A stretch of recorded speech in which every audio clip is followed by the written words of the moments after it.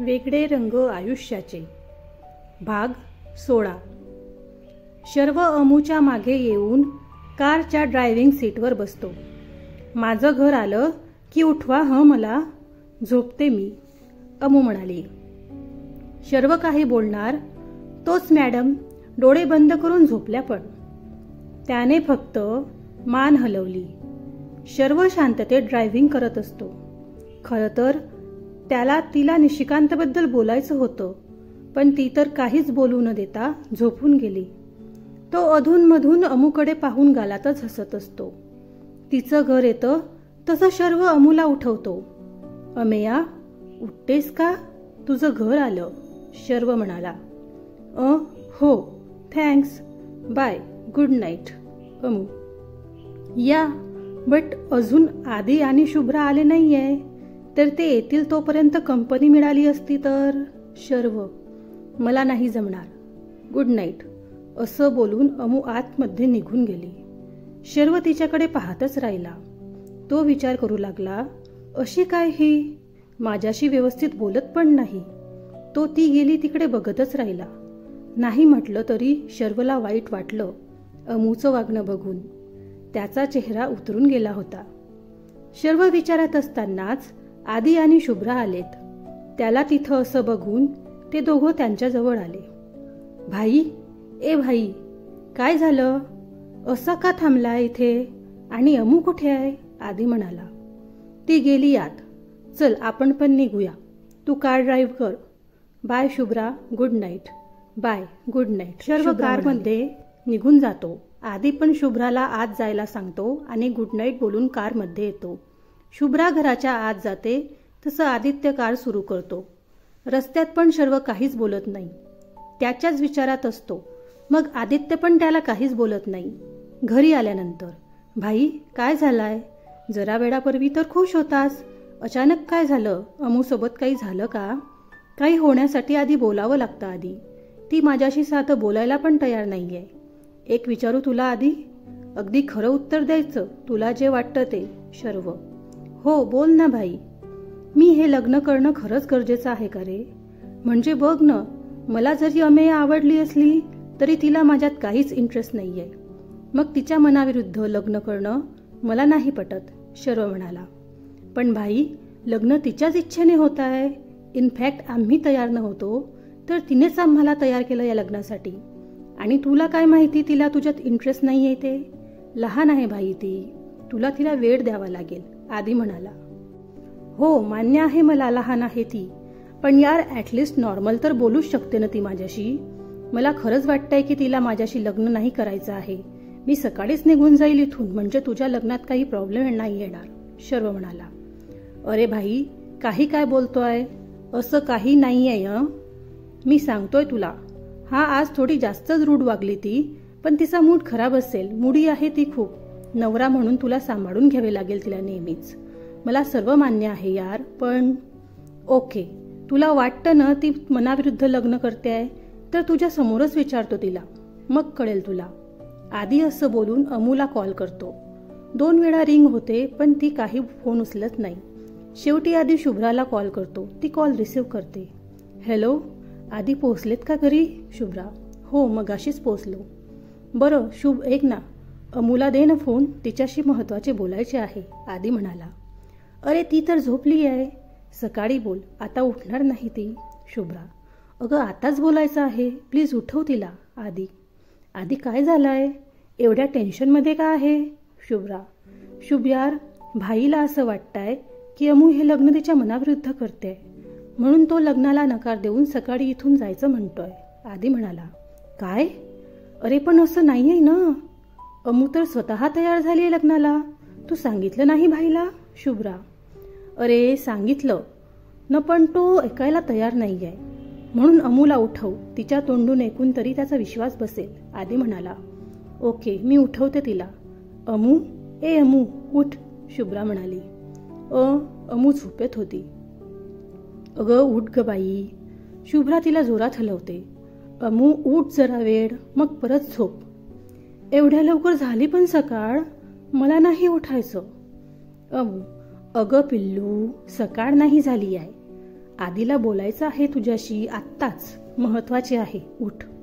शुभ्रा, जिजूला तुझ्याशी बोलायचं असेल.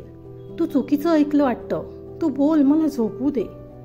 अमू, अमे, आता उठते की पाणी ओतू तुझ्या अंगावर? शुभ्रा रागवली. यार दी, काय कटकट करते आहे? आण फोन. हॅलो जिजू, आग लागली का कुठं जी एवढी इमर्जन्सी आहे बोलायची? अमू चिडून म्हणाली. हो, आगच लागली आहे माझ्या भाईच्या काळजात, आधी म्हणाला. मग फ्रीजमधील थंड दूध द्या त्यांना. एवढ्यासाठी मला का उठवलं? अमू, अगं काय बोलते तू? आधी विचार करत म्हणाला. आता तुमच्या भाईला ऍसिडिटी झाली आहे ना, मग त्याच तासरी थंड दूध घ्या म्हटलं. त्यात न कळण्यासारखं काय आहे? अमू, तिचं बोलणं ऐकून आदी आणि शर्वने डोक्याला हात लावला आणि शुभ्राने तिला पाठीत धपाटा घातला. अमू पाठ सोडत, काय चाललंय यार तुम्हा लोकांचं? कशाला मला त्रास देताय? अमू बाळा, शांत हो. आणि मी काय म्हणतोय ते, अजून ही वेळ आहे जर तुला लग्नाला नकार द्यायचा असेल तर. आधी, जिजू, मी कशाला नकार देऊ? मला तर वाटतंय तुम्हाला आणि तुमच्या त्या भावालाच नकोय माझं लग्न. अमू, अगं असं नाहीये सोनू. आज बघ, तू भाईशी व्यवस्थित बोलली पण नाहीस, म्हणून मला असं वाटलं की भाई तुला आवडला नाही म्हणून विचारलं मी. आधी म्हणाला. आवडला नाही असं केव्हा म्हटलं मी? अमू, म्हणजे भाई आवडला ना तुला? आधी, हां, म्हणजे ठीकच आहेत ते, आणि आर्मीचा युनिफॉर्म आहे म्हटल्यावर काही प्रॉब्लेम नाही मला. अमू म्हणाली. अमू, माझा भाई ठीक आहे फक्त. अगं, तो जिथे जातो तिथे त्याच्या मागे लाईन लागते मुलींची. कॉलेजमध्ये मुली तर मुली टीचर पण मागे लागायच्या त्याच्या. आधी म्हणाला. काय कामाचं ते सर्व? अजूनपर्यंत सिंगल आहेत ते. अमू म्हणाली. अगं, तू पण न सोडते, मग लग्न नक्की करायचं ना? आधी हसत म्हणाला. वैतागून, आता काय स्टॅम्प पेपरवर लिहून देऊ का? अमू म्हणाली. नाही ग पिल्लू, चिडू नको, पण मला हे विचारणं गरजेचं होतं. आजचं तुझं वागणं बघून घाबरलो ना मी. आज भाई सोबत जास्तच रूढ वागली. त्याला वाईट वाटलं असणार ना? आधी म्हणाला. वाटू दे वाटलं तर, तेच कारणीभूत आहे सर्व गोष्टींना. अमू म्हणाली. ते कसं? आधी विचार करत म्हणाला. मग त्यांच्यामुळे कधी नव्हे, ते काल मला बाबा आणि ही दी पण ओरडली. म्हणजे तसं आई तर नेहमीच रागवते, पण बाबा मला कधीच रागवत नाही. पण काल फक्त तुमच्या भाईंमुळे मला सर्वांचं ऐकून घ्यावं लागलं. त्यात रात्रभर जागून स्टडी केला आणि सरांनी आज ओरलच नाही घेतली. त्यानंतर क्लासमध्ये पण एकासोबत वाजलं माझं. माझा पूर्ण मूड खराब होता आज. डिनरला यायची बिलकुल इच्छा नव्हती, पण यावं लागलं, कारण नाही आले असते तर परत ओरडा खावा लागला असता. बरं आले तर तिथे पण त्या मुलांनी मला बघून सेटी वाजवली. मग अजून सटकली माझी. त्यात अजून तो निशिकांत मला सकाळपासून फॉलो करत होता. आणि सर्वात कहर म्हणजे तुमच्या भाईचं मला टक लावून पाहणं. सर्व डोक्याच्या वर गेलं माझ्या. खूप चिडचिड होत होती माझी. एकतर झोप झाली नव्हती, त्यात तुम्हा लोकांचं चिडवणं त्रास देऊन गेलं मला. मी जर शांत राहिले नसते ना, तर मला कंट्रोल झालं नसतं आणि मग मी नको ते बोलून बसले असते, म्हणून मी काहीच बोलले नाही. अमू म्हणाली. ओ, झोप बेटा, तुला झोपेची खूप गरज आहे. सकाळी कॉलेजला नको जाऊ आणि झोप पूर्ण घे. मी सांगतो शुभ्राला झोपू देत म्हणून तुला. ओके? आधी. नक्की ना जिजू? अमू. हो ग पिल्लू, झोप. Good night. Good night. Amu शुभ्राला फोन देऊन झोपून गेलोय. हॅलो आधी, शुभ्रा म्हणाली. शुभ, तू पण झोप आता आणि टेन्शन नको घेऊ, सर्व ठीक होईल. आणि हो, अमूला झोपू दे जास्त वेळ, उठवू नको तिला, खूप दगदग होते तिची. आधी. हो, काळजी घे आणि भाईंना पण सांग. ओके? शुभ म्हणाली. Yeah, bye, love you. Bye, good night. Phone ठेवल्यावर. मग आता काय म्हणायचं आहे तुला? आणि तो निशिकांत का फॉलो करत होता अमूला? कळेल का मला? आधी चिडून म्हणाला. ते असंच रे, ती काय करते ते जाणून घ्यायचं होतं मला, बस. शर्व म्हणाला. कळलं का मग? आदी तोंड वाकडं करत म्हणाला. कुठे काय, जरा जास्तच शहाणी आहे माझी बायको, शर्व हसत म्हणाला. बायको? नक्की ठरलं का मग? आदी म्हणाला. हो मग, चल झोप, तिकडे माझी बायको घोरत असेल. मी पण झोपतो, गुड नाईट, शर्व हसत म्हणाला. आदीनेही हसून गुड नाईट केलं. दुसऱ्या दिवशी सकाळी देशमुखांकडे चांगलीच गडबड सुरू होती. पाहुणे यायला सुरुवात झाली होती. नाश्त्याला सर्व जमले होते. हसत खेळत सर्वांच्या गप्पा चालल्या होत्या. तेवढ्यात शर्व तयार होऊन खाली आला.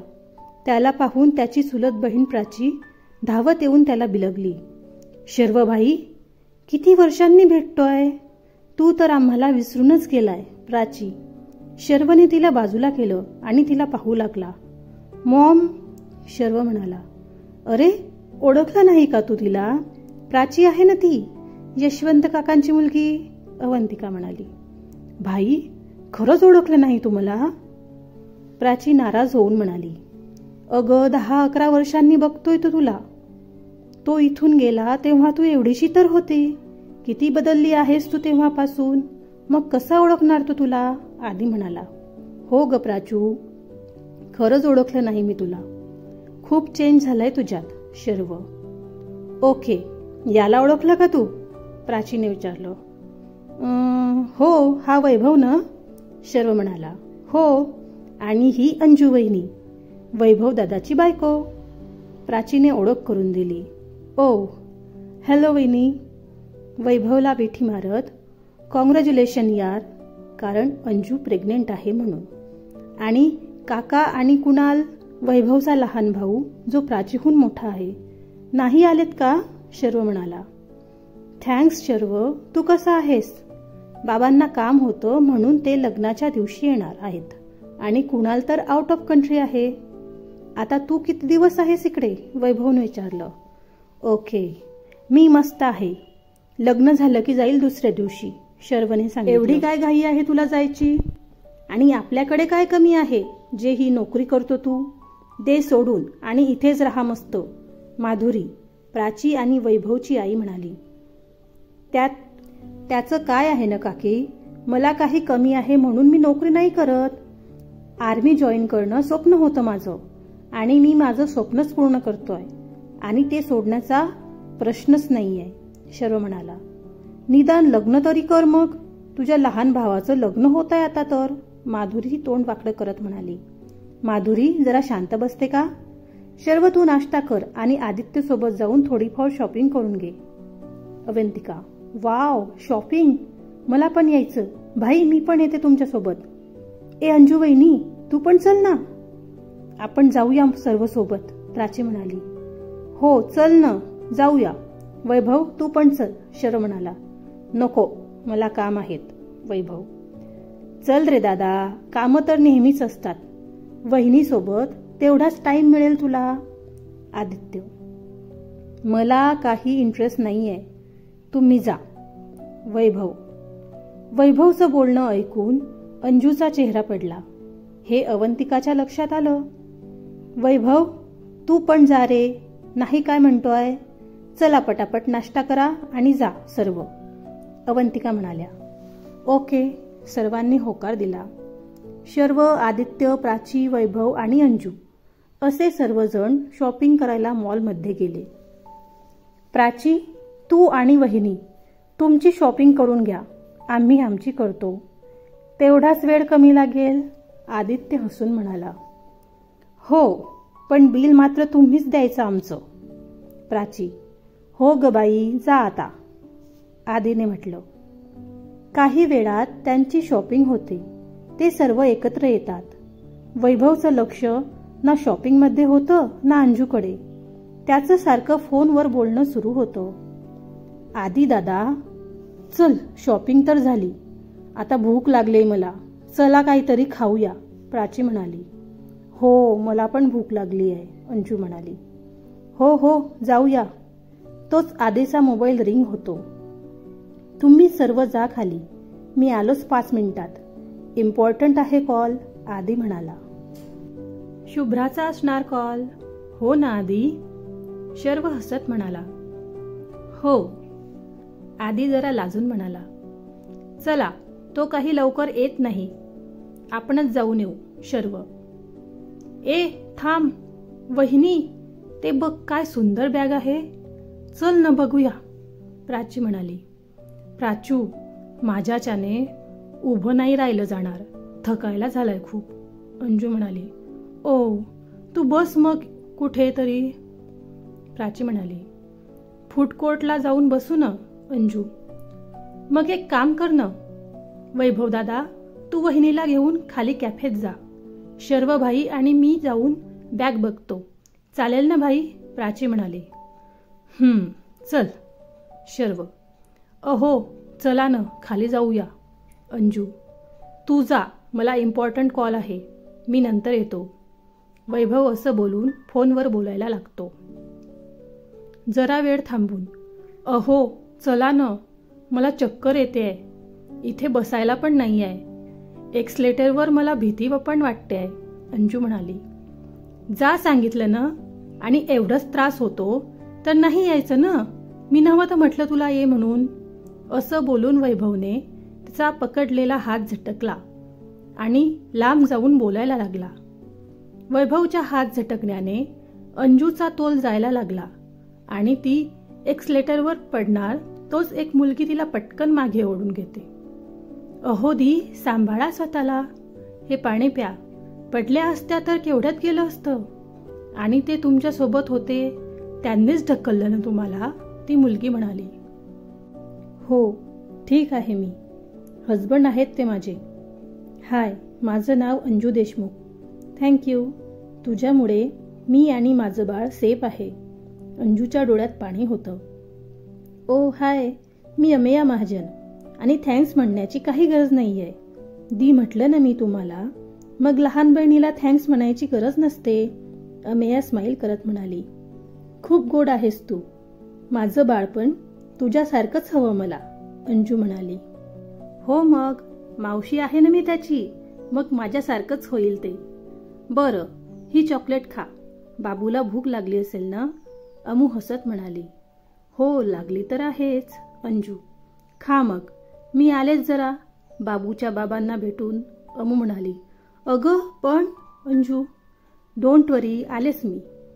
अमू, ओ हॅलो, वैभवच्या खांद्यावर टॅप करत. कोण, मी? वैभव म्हणाला. हो तुम्हीच. ती तिकडे आहे, ती तुमची वाईफ आहे का? अमू म्हणाली. हो, पण ही इथेच आहे अजून, गेली नाही खाली. आणि तुम्ही कसं ओळखता तिला? वैभव म्हणाला. ते महत्वाचं नाहीये, महत्वाचे हे आहे की एवढ्या गर्दीच्या ठिकाणी प्रेग्नेंट वाईफची काळजी घेणं ही तुमची जबाबदारी आहे की नाही? अमू म्हणाली. हे विचारणाऱ्या तुम्ही कोण? आणि तिला जर स्वतःची काळजी घेता येत नसेल तर नाही यायचं ना, उगाच फिरायची काय हौस? वैभव तोंड वाकडे करत म्हणाला. राग दाबत, तुमचा हात झटकण्याने तिचा तोल जाऊन ती एक्सलेटरवर पडणार होती, आणि जर ती पडली असती तर काय झालं असतं कळतंय का तुम्हाला? ती तुमच्या बाळाची आई होणार आहे म्हटल्यावर तिची तुम्ही काळजी घेणं हे ओघाने आलंच ना. अमू म्हणाली. ए काय चाललंय तुझं? हं, काय म्हणायचं आहे तुला? माझ्यामुळे पडणार होती ती? मुळातच वेंधळी आहे ती, अक्कल शून्य आहे, आणि तू काय तिच्यासाठी मला बोलते आहे? वैभव चिडून म्हणाला. तिला अक्कल आहे की नाही माहीत नाही, पण तुम्हाला तर ती बिलकुलच नाहीये. Amu, you bloody. वैभवने अमूला शिवीच दिली. आतापर्यंत अमूने स्वतःवर खूप कंट्रोल ठेवला होता, पण शिवी ऐकून तिची चांगलीच सटकली. तिने सटकन वैभवच्या कानाखाली वाजवली आणि परत मारणार तोच मागून तिच्या कमरेला पकडून तिला कोणीतरी मागे ओढलं. ए कोण आहे रे? सोड मला, नाहीतर तुझे दात पाडून हातात देईल. अमू चिडून म्हणाली. ती मागे वळून सुटायचा प्रयत्न करते. मागे पाहते तर शर्वने तिला पकडलेलं असतं. तुम्ही इथे काय करताय? सोडा मला लवकर, अमू म्हणाली. हो हो, पण आधी शांत हो. काय झालं एवढं चिडायला आणि त्याला मारायला? शर्वने विचारलं, त्याच्या पकडीतून सुटायचा प्रयत्न करत. तुम्ही सोडा मला आधी. हा माणूस मार खायच्याच लायकीचा आहे. मला शिवी देतो याच्या तर. अमू, ए भाई, कोण आहे ही? अमूकडे वळून, आणि तुझी हिंमत कशी झाली माझ्या भावाला मारायची? आहे कोण तू? आणि वहिनी कुठं आहे? प्राची, तुम्ही यांना ओळखतात? अमूने विचारलं. हो, माझे चुलत भावंड आहेत. वहिनी होती ना इथे? तुला माहिती का ती कुठे आहे? शर्वने विचारलं. ओ हो, माहिती आहे, पण मी नाही सांगणार. तुम्ही सोडा मला आधी. अमू तोंड वाकडं करत म्हणाली. प्लीज यार, सांग न. शर्व म्हणाला. भाई, तू एवढ्या प्रेमाने काय बोलतोय तिच्याशी? ए, सांग लवकर, वहिनी कुठे आहे? प्राची, आली मोठी वहिनीची काळजी घेणारी नणद. एवढीच काळजी होती तर सोबत ठेवायचं ना. एवढ्या गर्दीत एका प्रेग्नेंट लेडीला सोडून जाताना कुठं गेली होती तुमची काळजी? या निष्काळजी माणसाजवळ सोडून गेलेत तिला. खरं तर तुम्हा दोघांना पण 2-2 कानाखाली वाजवायला पाहिजे. अमू म्हणाली. ए, काय बोलते ही? प्राची. अमू शर्वच्या हातून सुटून परत वैभवकडे जाऊ लागली.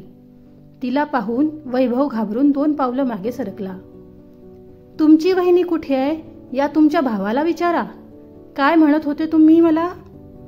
अमू वैभवची कॉलर पकडते. वैभव घाबरून शर्वकडे पाहतो. शर्व पटकन जाऊन अमूला पाठीमागून पकडतो. सोडा मला, मी या माणसाला सोडणार नाही. अमू म्हणाली. अमेया, शांत रहा जरा. आवाजात जरा जरब आणून. वहिनी कुठे आहे? शर्व बोट दाखवून. ते तिकडे आहेत. अमू म्हणाली. गुड. प्राची, जा वहिनीला घेऊन ये. आणि मॅडम, तुम्ही बोला. आता काय चाललं हे सर्व? शर्वने विचारलं. आधी मला सोडा तुम्ही. तुमच्या ठिकाणी दुसरं कोणी असतं ना तर आतापर्यंत थोबाड फुटलं असतं त्याचं. अमू म्हणाली. हो का? पकड अजून घट्ट करत. मग वाट कसली पाहते आहे? शर्वही काही कमी नव्हता. अहो सोडा ना, गर्दी झालीये, लोक बघताय. अमू हळू आवाजात म्हणाली. शर्वने आजूबाजूला पाहिलं. खरंच लोक जमले होते. कुणाला माहिती नव्हतं काय चाललंय ते, पण सर्व बघत मात्र होते. तोच प्राची अंजूला घेऊन आली. शर्वने अजून अमूला पकडून ठेवले होते. तेवढ्यात आदित्य आणि शुभ्रा पण तिथे आलेत. आणि गर्दीत पाहतात तर काय, प्राची अंजूला पकडून उभी होती. वैभव गालावर हात ठेवून उभा होता आणि शर्वने अमूला मागून मिठीत घट्ट पकडलेलं होतं. हे पाहून आदी आणि शुभ्रा चांगलेच शॉक झालेत. अमू? शुभ्रा आश्चर्याने म्हणाली. भाई, काय करतोय? सोड अमूला. आदी म्हणाला. जीजू, बघा ना हे कसे वागतात माझ्यासोबत. अमू म्हणाली. भाई, चुकीचं वागतोय तू. तिला सोड प्लीज, रडते ती. आदी म्हणाला. शर्व तिच्याकडे बघतच राहिला. जंगली मांजर अचानक मनीमाऊ कशी झाली ते?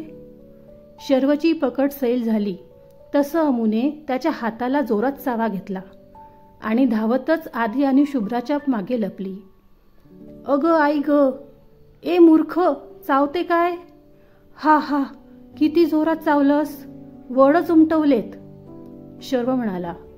मग केव्हाची म्हणते सोडा तर सोडायचं ना. आभार माना की फक्त चावले आहे, मारलं नाहीये. अमू तोंड वाकडं करत म्हणाली. मला मारणार तू? शर्व चिडून म्हणाला. एक मिनिट, काय चाललंय तुमचं? कशासाठी भांडणचं करताय? काही कळेल का? चला आधी इथून, लोक बघताय तुम्हाला. आदी. अंजुदी, तू ठीक आहे ना? अमू म्हणाली. हो ग, ठीक आहे मी. आणि तू यांना कशी ओळखतेस? अंजूने विचारलं. एक मिनिट, वहिनी, ही मुलगी तुला दी का म्हणते आहे? आणि आजी दादा, तू कसा ओळखतो हिला? प्राची म्हणाली. अगं, माझी साडी आहे ती, शुभ्राची बहीण. पण वहिनी, तुम्ही अमूला कशा ओळखतात? आदीने विचारलं. अंजू सर्वांना सर्व सांगते, कशी ती पडत होती आणि अमूने कसं वाचवलं तिला. Okay, thanks. पण मग तू वैभव दादाला का मारलंस? प्राचीने विचारलं. काय? अमूने वैभव दादाला मारलं? तरीच आम्ही आलो तेव्हा गालावर हात ठेवून होता. आदी हसत म्हणाला. आधी गप्प बस. अमू चल सॉरी म्हण त्यांना, शुभ्रा म्हणाली. मी का सॉरी बोलू? माझं काही चुकलं नाही आहे. कमीच मारलाय मी, हे मध्ये आलेत म्हणून, नाहीतर. अमू चिडून म्हणाली. ए लेडी डॉन, शांत बस जरा. शर्व स्माईल करत म्हणाला. तसं अमूने तोंड वाकडं केलं. ॲक्च्युली माझीच चूक होती. अंजू माझ्यामुळेच पडत होती आणि या माझ्याशी बोलल्या तेव्हा मी खूप काही बोललो यांना रागात, म्हणून मग त्यांनी मारलं. सॉरी, माझी चूक झाली. अंजूचा हात पकडत. अंजू सॉरी, मी तुझी काळजी नाही घेतली. तुला खूप बोललो. आपल्या बाळाचा पण विचार नाही केला. माफ कर मला. मी परत असं कधीच वागणार नाही. वैभव म्हणाला. अहो ठीक आहे हो. आपल्याला अमेयाला थँक्स म्हणायला पाहिजे. तिच्यामुळेच आपलं बेबी ठीक आहे. अंजू म्हणाली. ओके, फायनली झालं ना आता सर्व सॉर्ट आऊट. मग चला ना प्लीज, खूप भूक लागली मला, प्राची म्हणाली. हो चल बाई. शुभ्रा तू आणि अमू पण चला, आदी म्हणाला. नको, आम्ही निघतो आता, उशीर होईल. शुभ्रा चल ना प्लीज, तेवढीच आपली ओळख होईल, अंजूने म्हटलं. हो शुभ्रा वहिनी चल ना प्लीज, प्राचीही म्हणाली. ओके. तसं शुभ्रा नाईलाजाने म्हणाली. अंजू, प्राची, शुभ्रा आणि अमू आदी खाली आल्या.